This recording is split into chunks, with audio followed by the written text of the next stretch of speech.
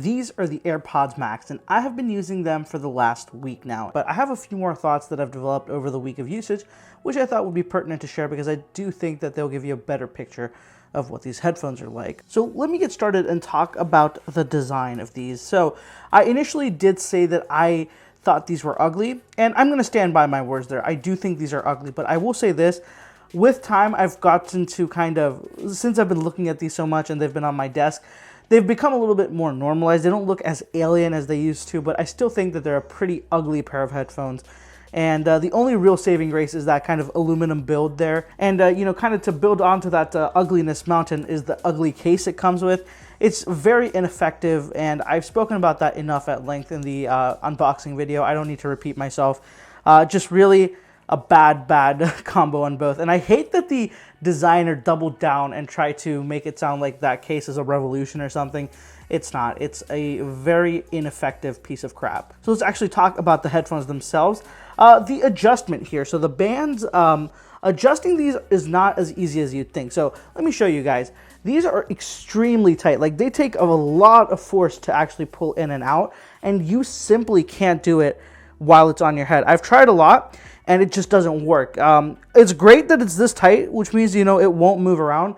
The problem is when it's on your head, say somebody else wore it, or while it was on your desk or in storage, it went, the position changed. If you have it on your head, to change it, you'd have to kind of grab onto the headband and then grab onto this and yank it. And then even if you do yank it, you're not sure if the headphones itself will the adjustment will be too far, too low. It's because of the pressure.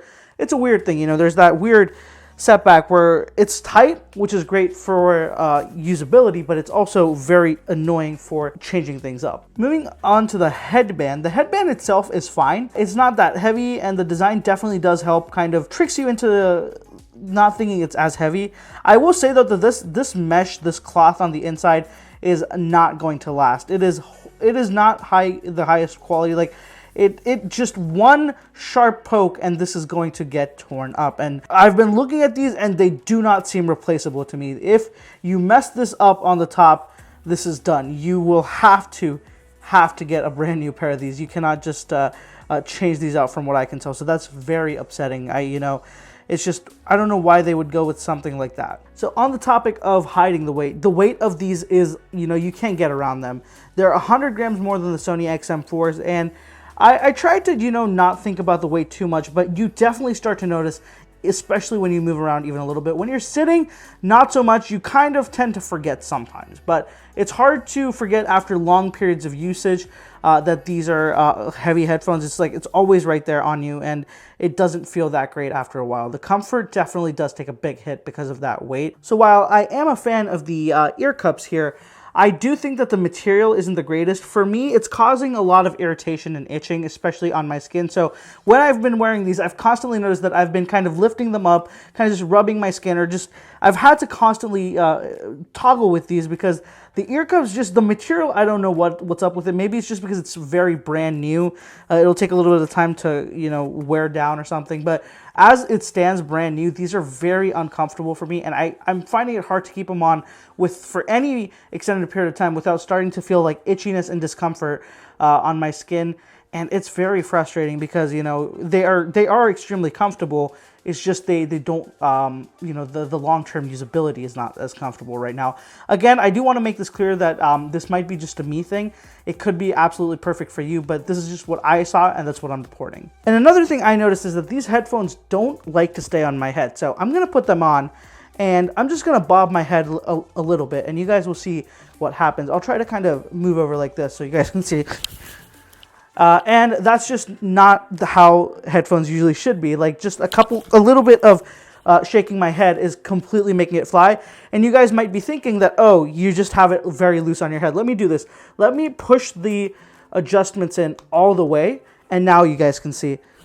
Still, same thing. Just a little bit of head shaking and it goes flying. There you go. And if you want me to extend it out all the way too, I'll do that.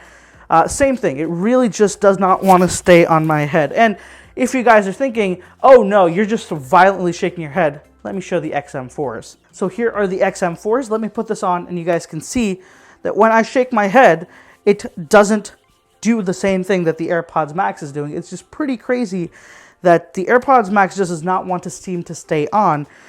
It makes no sense.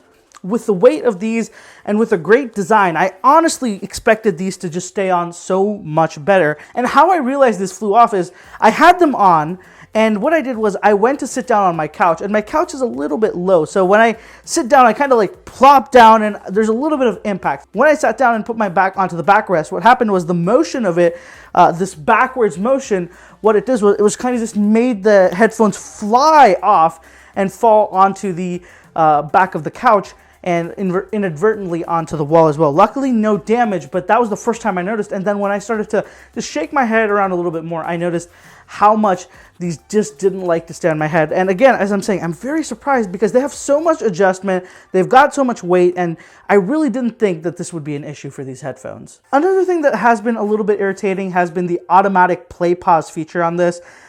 It's great that it has it, but I've noticed that whenever you're just even doing minute adjustments, as I said, I had to keep doing a little bit of the adjustment because it was irritating my skin. Even just minute adjustments seem to trigger it. Now, it's not a big deal because you can turn it off if it's annoying you, but I was just saying maybe have the sensitivity tweaked in a future update so that it kind of really uses the accelerometer to see when you've taken the headphones off instead of when you're just adjusting them. Another really weird thing I noticed was there's a lot of bleed through from these to the outside. So when I really realized this was when I was sitting at my desk listening to music, and my Pixel was sitting there, and the Pixel has this feature where whatever song is playing in the surroundings, it'll show you on the lock screen on the always on display. And I was listening to the headphones with no music playing, and what I was listening on the headphones actually shows up on the Pixel. And I'll show you guys a clip of it right here where you guys can see exactly what's happening. It's crazy how much the bleed through is because this issue does not exist on the Sonys at all. So that's a very weird thing going on, and I just wish there wasn't as much bleed through. I don't know if it's because of this mesh design, this cloth design, or what it is. It's just annoying. So now that I've really taken a big dump on these, I want to say it's not all negative. So let me talk about some great things. So ANC, active noise cancellation, is fantastic on these. They're as good as any other headphone I've tried. They sound fantastic, and they do block out a lot. Like, I genuinely, if someone is trying to have a conversation with you right next to you, you know, 5 feet away from you, and you have these with noise cancellation turned on, you cannot hear them. You have to take them off or turn on transparency mode. And segue, transparency mode. Transparency mode is fantastic. The best I've heard on any noise cancellation headphones. A lot of them have this feature now to let ambient sound in when you toggle a switch, or there's a mode for it, or there's a quick setting, whatever. They have modes for it, but none of them sound even as close to as good as the AirPods Max do. And the AirPods Max, it almost sounds like you're wearing no headphones with transparency mode on. It's been so good. Like, I would not mind wearing these with transparency mode, and I would just not have any fear that I will miss that someone's saying something, or it doesn't feel unnatural. It doesn't feel like you're listening through a radio. It feels really, really genuine, like you're not wearing any headphones at all. I just can't compliment that feature enough. It's so good.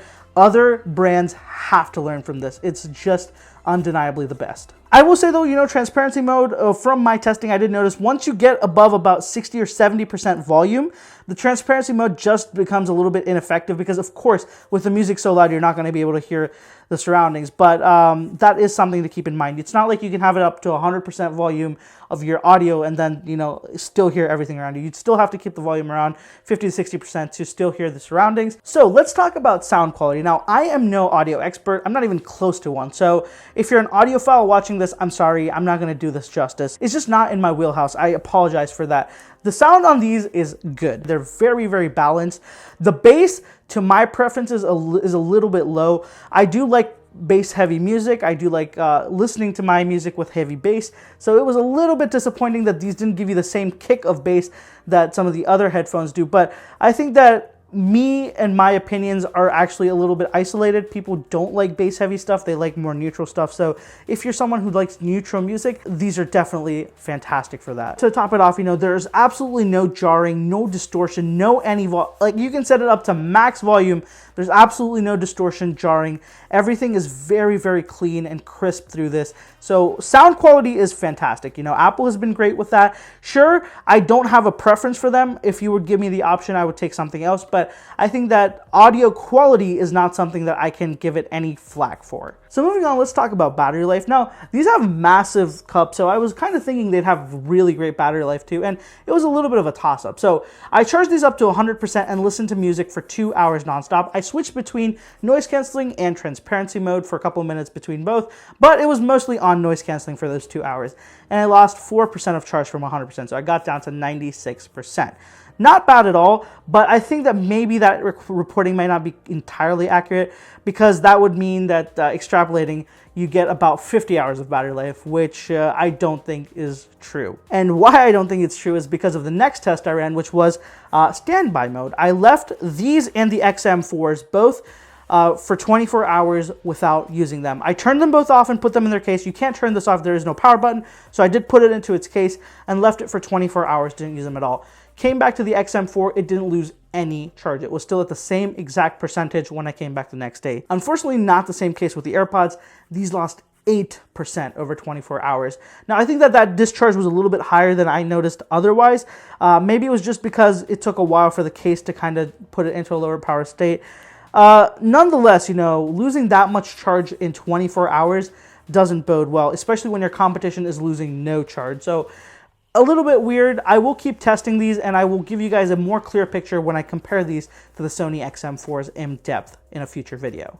So overall, let's wrap things up with the AirPods Max. These are pretty cool headphones. I'm not going to deny that these aren't cool. They've got the Apple factor. They've got all that stuff going for it. But what I think the biggest issue here is that it really isn't in any camp. It's not a very hi-fi audio solution, which would just be a completely different world. And it's not in the more traditional ANC realm, which is in the kind of $300 to $400 price range. This is somewhere in the middle of those two. Audio is great, but really, to a casual listener like me, and I'm guessing a lot of you watching this video, you won't really know the difference. It's hard to pick up on the differences as a casual user. You really don't. So I think that for a person like me, who's more of an average consumer, especially when it comes to audio products, the Sony XM4s, the Bose 700, they just make a lot more sense because they're a lot cheaper and they're very much more clear to what they are. They are active noise canceling headphones that sound fantastic and are just, you know, they're the standards in that space. And this really doesn't crack into that space because of its price point. It has a lot of the same features, but almost carries double the price tag, which puts it out of that realm. So what I think about these is these are great if you love audio and if you want to have the greatest Apple products and you want it to work with all of your stuff. But for most people, I think you should stick with the Sony XM4s or the Bose 700. They just make more sense as a product. They have a more clear defined category that they're sitting in compared to these, which seem to be floating between two categories. They're in a purgatory that they've created for themselves, and yeah, there's not much more I can say beyond that. So let me know what you think of the AirPods Max if you've gotten your hands on one, or even if you didn't, let me know an outsider's view. What do you think? Do you think these are too expensive? Do you think they're crazy? Or are you an audiophile that thinks that this price isn't crazy, but there's other, you know, features that are lacking on this? I'd love to know your perspective down in the comments below. And if you haven't already, be sure to follow me on social media. I'll have all the handles on the screen and, of course, down in the description as well. Thank you so much for watching, guys. I'll catch you in the next one.